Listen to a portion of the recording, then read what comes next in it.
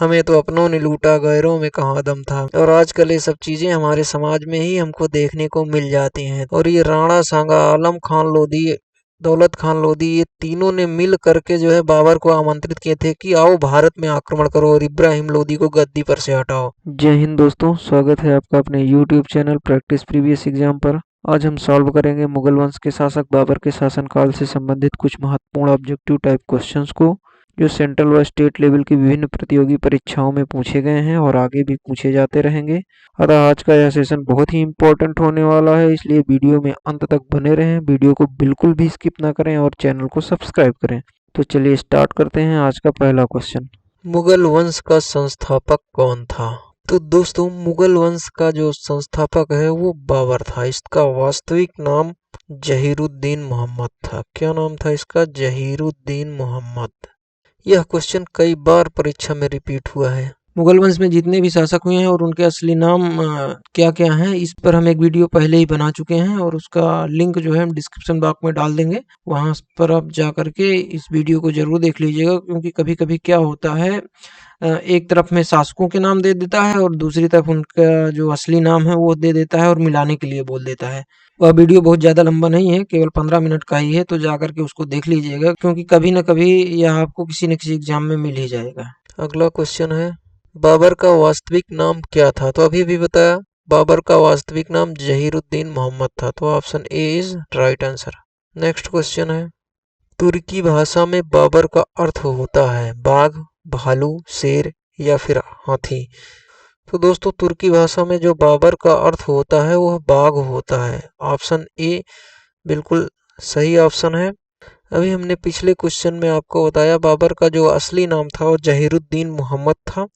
और जहीरुद्दीन मोहम्मद जो है वो बहुत ही निर्भीक और निडर था, बहुत ही पराक्रमी था। और बाघ भी बहुत ही पराक्रमी होता है, इसी के कारण इसका नाम जो है बाबर पड़ गया। अगला प्रश्न है, बाबर का जन्म कहाँ हुआ था? तो दोस्तों, बाबर का जो जन्म है वो 14 फरवरी 1483 को हुआ था। कब हुआ था? 14 फरवरी 1483 को। कहाँ हुआ था? फरगना में। फरगना कहाँ है? अभी के समय में फरगना उज्बेकिस्तान में है। इसको याद रखिएगा, क्योंकि हो सकता है अगला क्वेश्चन ये भी पूछ लिया जाए कि फरगना कहाँ है। तो फरगना वर्तमान समय में उज्बेकिस्तान में है। इसका जन्म 14 फरवरी 1483 को हुआ था। तो ऑप्शन ए बिल्कुल सही आंसर है।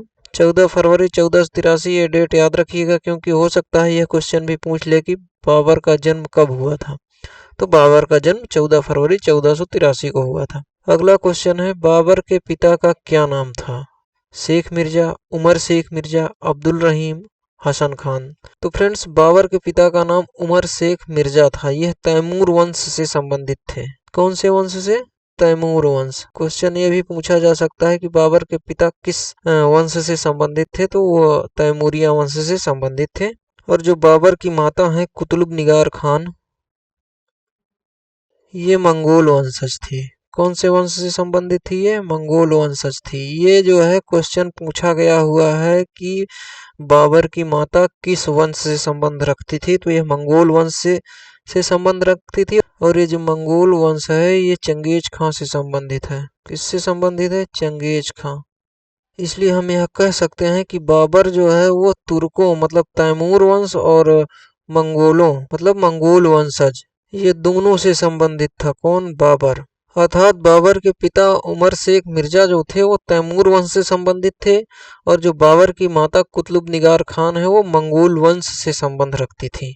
ठीक, तो ये दोनों वंश, तैमूर वंश और मंगोल वंश, दोनों से संबंधित था बाबर। ठीक, अगला क्वेश्चन है, बाबर की माता कुतुब निगार खान किस वंश से संबंधित थी? ये देखो क्वेश्चन पूछा गया हुआ है, बाबर की माता कुतुब निगार खान किस वंश से संबंधित थी? तो वो था, कौन सा वंश था? मंगोल वंश।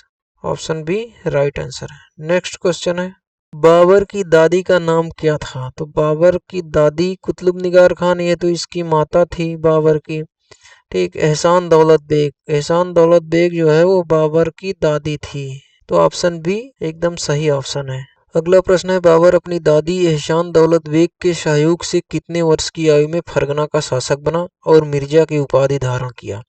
तो बाबर जब पहली बार शासक बना तो अपनी दादी एहसान दौलत बेग के सहयोग से शासक बना था। बाबर का जन्म जो है वो 14 फरवरी 1483 को हुआ था और यह अपने जन्म से ठीक 11 वर्ष बाद अर्थात अगर हम 1483 में 11 जोड़ेंगे तो 1494 ईस्वी में पहली बार शासक बना। 1494 में वो पहली बार शासक बन गया था। बाबर जब पहली बार शासक बना तो वह मिर्जा की उपाधि धारण की और इस समय इसकी आयु जो है वो 11 वर्ष थी। तो ऑप्शन डी बिल्कुल सही उत्तर है। अगला प्रश्न है, बाबर की समरकंद जीत कितने महीने तक रही थी? तो बाबर जो है 11 वर्ष की आयु में शासक बनने के बाद 1501 ईस्वी में समरकंद जीत लिया, लेकिन यह जो जीत थी इसकी वह केवल और मात्र 8 महीने तक ही रही। तो ऑप्शन ए जो है वो बिल्कुल सही ऑप्शन है। अगला क्वेश्चन है, बाबर ने 1507 ईस्वी में मिर्जा की उपाधि त्याग कर कौन सी उपाधि धारण किया? तो बाबर जो है पहली बार शासक जब 11 वर्ष की आयु में 1494 में बना तो उसने जो है मिर्जा की उपाधि धारण किया था, लेकिन 1507 ईस्वी में बाबर ने मिर्जा की उपाधि को त्याग दिया और जो है यह बादशाह की उपाधि धारण किया। तो ऑप्शन बी बिल्कुल सही ऑप्शन है। बाबर ने जिस वंश की स्थापना की उसका नाम था फारसी, अफगानी, चगताई तुर्क या इसमें से कोई नहीं। तो दोस्तों बाबर जब भारत में आक्रमण करता है 1526 ईस्वी में तो पानीपत का जो युद्ध था जिसे पानीपत का प्रथम युद्ध के नाम से हम लोग जानते हैं उसमें वह लोदी वंश के जो शासक थे इब्राहिम लोदी उनको हरा करके मुगल वंश की स्थापना करता है। लेकिन यहाँ पे मुगल वंश तो है नहीं और इसमें एक ऑप्शन दिया है इनमें से कोई नहीं। लेकिन इसके पहले भी जो है बाबर एक वंश जिसे अफगान में चगताई तुर्क के नाम से जाना जाता था स्थापित कर चुका था। तो यहाँ हम ऑप्शन के हिसाब से देखेंगे तो जो मोस्ट सुटेबल हमको ऑप्शन दिखाई पड़ रहा है वो ऑप्शन सी है और इसको हम लोग सिलेक्ट करेंगे। तो ऑप्शन सी जो है इसका सही उत्तर है। अगला प्रश्न है, बाबर पानीपत के प्रथम युद्ध से पहले कितनी बार आक्रमण कर चुका था? तो यहाँ पर टाइपिंग मिस्टेक है। बाबर पानीपत के प्रथम युद्ध से पहले भारत पर कितने बार आक्रमण कर चुका था? तो 1526 का जो पानीपत का युद्ध था जिसे पानीपत का प्रथम युद्ध के नाम से हम लोग जानते हैं वो बाबर का भारत पर 5वां युद्ध था। कौन सा युद्ध था वो? 5वां। मतलब इसके पहले की वो 4 युद्ध लड़ चुका था भारत में। तो ऑप्शन ये बिल्कुल सही ऑप्शन है और उसका जो 5वां युद्ध था वो पानीपत का युद्ध था। अगला क्वेश्चन है, पानीपत का प्रथम युद्ध बाबर का भारत पर कौन सा आक्रमण था? ये देखो ये क्वेश्चन पूछ लिया गया हुआ है। मतलब पानीपत के युद्ध के पहले वो कितनी बार आक्रमण कर चुका था। पानीपत का जो युद्ध लड़ा वो कौन से क्रम का आक्रमण था? तो ये जो है 5वें क्रम का आक्रमण था। इस तरीके से क्वेश्चन एग्जाम में पूछे जाते हैं और आगे भी ये आते रहेंगे, इसलिए वीडियो को बिल्कुल भी स्किप ना करें, पूरा देखें तो हमें अच्छे से समझ में आ जाएगा किस तरीके से क्वेश्चन जो है कंपटीशन में आता है। प्रतियोगी परीक्षाओं में शब्दों को अलग तरीके से लिख करके छात्रों को जो है उलझा सकता है, लेकिन क्वेश्चन यहीं से बनते हैं। ठीक, तो बाबर ने किस अभियान में भेड़ा के किला को जीत लिया था? तो बाबर जो है 1519 ईस्वी में बाजौर का अभियान करता है और इसी अभियान में वो भेड़ा के किले को जीत लिया था। तो ऑप्शन बी बिल्कुल सही ऑप्शन है। अगला प्रश्न है, पानीपत के प्रथम युद्ध के लिए बाबर को निमंत्रित किसने किया था? दौलत खान लोदी, आलम खान लोदी, राणा सांगा या फिर ये सभी? तो दोस्तों 1526 ईस्वी में बाबर ने जो पानीपत का प्रथम युद्ध लड़ा था इब्राहिम लोदी से, इस युद्ध को करने के लिए जो बाबर को भारत में आमंत्रित किए थे वो पंजाब का जो सूबेदार था दौलत खान लोदी, इब्राहिम लोदी के चाचा आलम खान लोदी और राणा सांगा, ये तीनों ने आमंत्रित किया था बाबर को भारत में। तो इस क्वेश्चन का ऑप्शन डी बिल्कुल सही उत्तर है। अगला क्वेश्चन है, पानीपत का प्रथम युद्ध 1526 में किसके किसके बीच हुआ था? तो पानीपत का जो प्रथम युद्ध हुआ था वो बाबर और इब्राहिम लोदी के बीच हुआ था। इब्राहिम लोदी उस समय दिल्ली सल्तनत का शासक हुआ करता था और ये राणा सांगा, आलम खान लोदी, दौलत खान लोदी, ये तीनों ने मिल करके जो है बाबर को आमंत्रित किए थे कि आओ भारत में आक्रमण करो और इब्राहिम लोदी को गद्दी पर से हटाओ।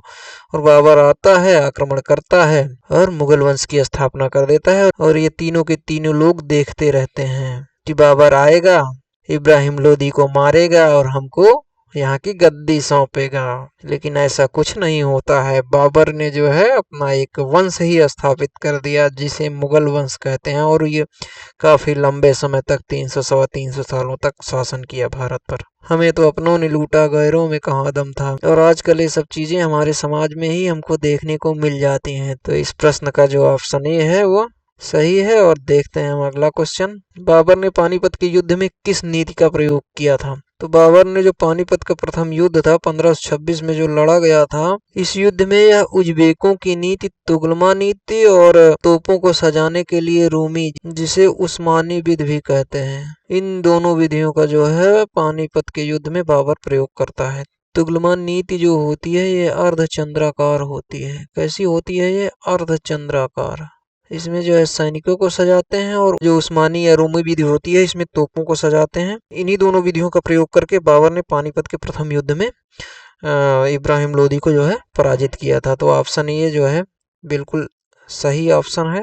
अगला क्वेश्चन है, पानीपत का प्रथम युद्ध कब हुआ था? तो पानीपत का जो प्रथम युद्ध है वो 1526 ईस्वी में हुआ था। अगला क्वेश्चन है, भारत में तोप का प्रयोग सबसे पहले किसने किया? तो अभी अभी हमने चर्चा किया, तोपों को सजाने के लिए उस्मानी विधि या इसे ही रूमी विधि कहते हैं, इसका प्रयोग होता है। और इसका जो भारत में प्रयोग है वो सर्वप्रथम बाबर ने किया था, अर्थात तोप का प्रयोग सर्वप्रथम बाबर ने भारत में किया था।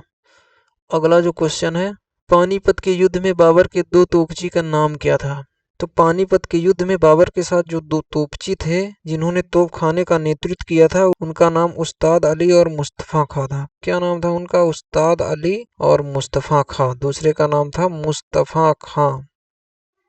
तो ऑप्शन ए उस्ताद अली हमीद खान नहीं है, उस्ताद अली बैरम खान नहीं है, उस्ताद अली मुस्तफा खां। ऑप्शन सी जो है ये एकदम सही आंसर है। तो दोस्तों आज के लिए बस इतना ही। इसमें क्वेश्चन अभी और भी हैं, तो इसका दूसरा पार्ट हम बहुत जल्दी अपलोड करेंगे। तो हमारा यह प्रयास कैसा रहा कमेंट बॉक्स में कमेंट करके जरूर बताएं। वीडियो पसंद आया हो तो वीडियो को लाइक करें, चैनल को सब्सक्राइब करें, बेल आइकन प्रेस करके नोटिफिकेशन ऑन कर लें, ताकि हम जो भी वीडियो अपलोड करें नोटिफिकेशन आप तक जल्द से जल्द पहुंच जाए। इस वीडियो को अपने दोस्तों तक भी शेयर करें ताकि उन्हें भी इसका लाभ मिल सके। अगर हमारा यह वीडियो आप फेसबुक पे देख रहे हैं तो फेसबुक पेज को फॉलो करें और वीडियो को शेयर करें। धन्यवाद। मिलेंगे नेक्स्ट वीडियो में। जय हिंद।